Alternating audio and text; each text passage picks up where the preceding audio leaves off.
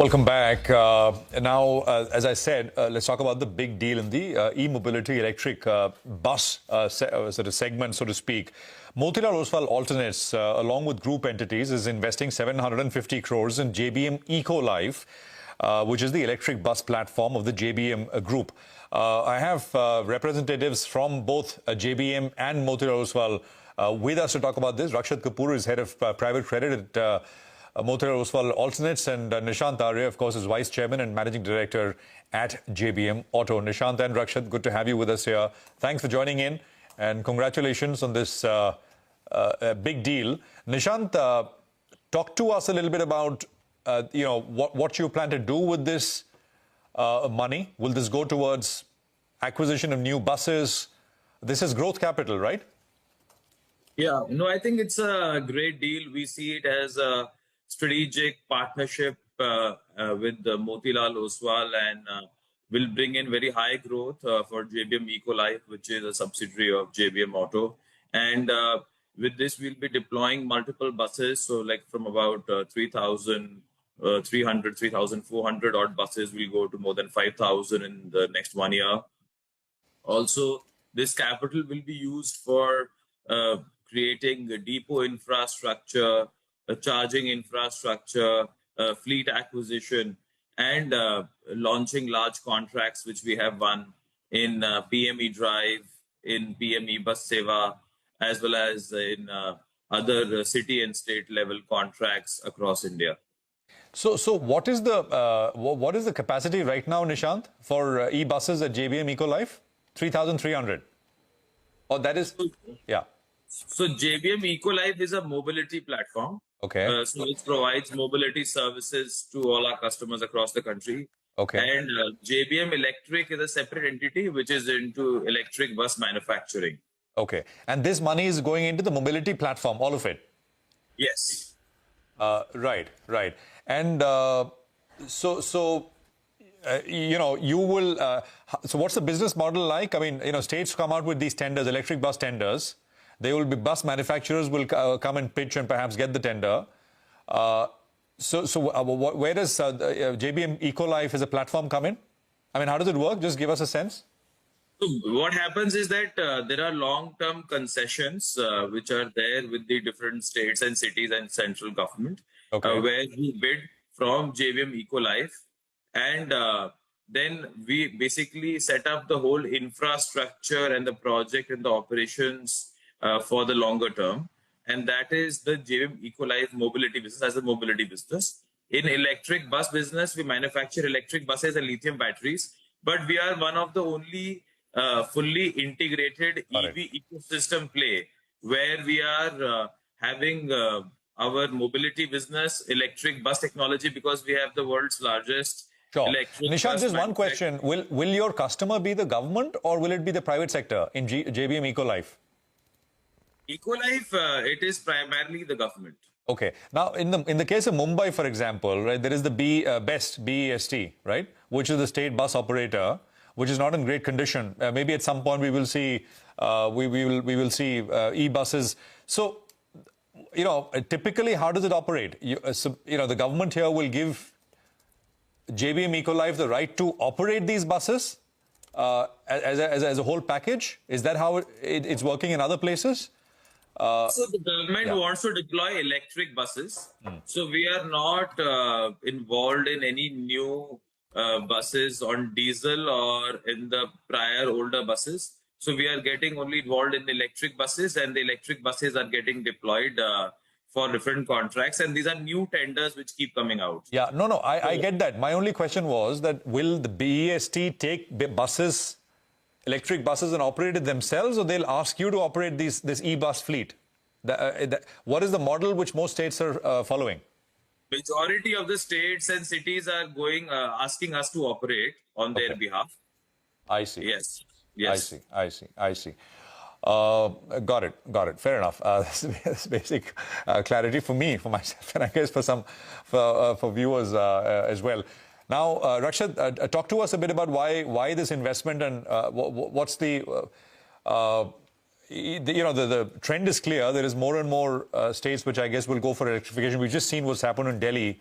Of course, perhaps the timelines being brought forward quickly, and we'll see what other states follow. So just talk to us a little bit about the idea here. Sure, Prashant. Thanks for having me. So I think for us, I think within the private credit framework, I think we are looking at energy transition as one of the key sectors that we would sort of be deploying the capital. And I think within that framework, obviously, the electric buses segment fits in very well. And if you look at, I think, JBM Auto as a group, I think been present for almost 4 decades. I think from an auto ancillary to the capability of manufacturing the overall buses and maintaining the entire battery charging infrastructure. So, and I think they are sort of the largest players and with the largest capacity that you have. Second, I think if you look at where the macro data is today, I think roughly about 20 to 21 million buses that you see on India today. And I think if you look at the electric buses, I think that probably would be mere about 15, 20,000, not even that much maybe. So if you look at the runway that you have from the entire, growth in the sector is very high. Thirdly, I think the government push around the entire this theme is again is very encouraging, and I think you see more and more states coming out with bigger tenders in terms of reaching out to players like JBM to sort of operate these buses, and I think JBM is sort of well positioned to sort of capitalize on this opportunity in a big way. So what is your team must have, of course, done extensive work. In terms of the CAGR growth here, in terms of electric buses, what are your expectations? Say, where we are now and where will we be, say, in the next 3, 4, 5 years?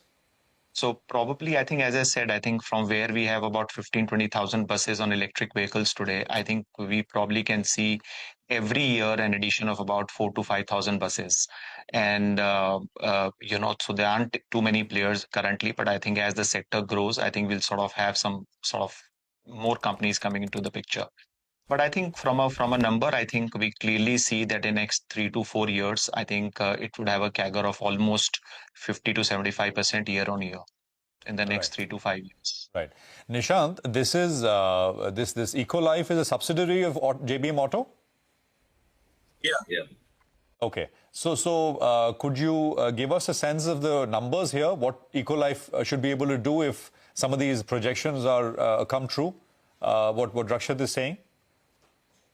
So here, basically, we are seeing that Ecolife would grow to about 2,500 crores in the next couple of years. In how many years? Next couple of years, so 2 to 3 years. Yeah. Okay, so by FY28, you should be 2,500 crores in revenues. By FY29, yeah. Okay. And what kind of profits what are margins here at a net level? So EBITDA levels, we are approximately around 45 to 50%. 45 to 50%. Got it. And with how much stake do you retain now in Ecolife post bringing in investors? So we have equity and equity-like structures. So we'll be coming out with that soon. But definitely we hold a very significant majority stake in Ecolife. Okay. Over 50%, basically, in Ecolife still. Yes. Yeah, absolutely. Well, what is the valuation at which you've raised this money? Can you give us a sense? So the valuation will be playing out, with our deployments as we are going along here. So as I said, based on those valuations, the things will span out in the next year or so. So I think that would be fair to share that then, yeah. Yeah, but you already raised this money and we're talking now. So the valuation, both you and Rakshat know. So could you give us a sense? What's the total valuation at which this money has been raised? So if you look at Ecolife platform, so Ecolife platform, I would say today has a valuation of more than $1 billion. I see. So this 750 crores values the platform at $1 billion or so. The Ecolife business. Yes. Got it. Thank you very much, both of you, for joining us. Nishant, good luck, and Rakshat, thank you very much for being here. Thank you, Prashant. And talking to us as well. So.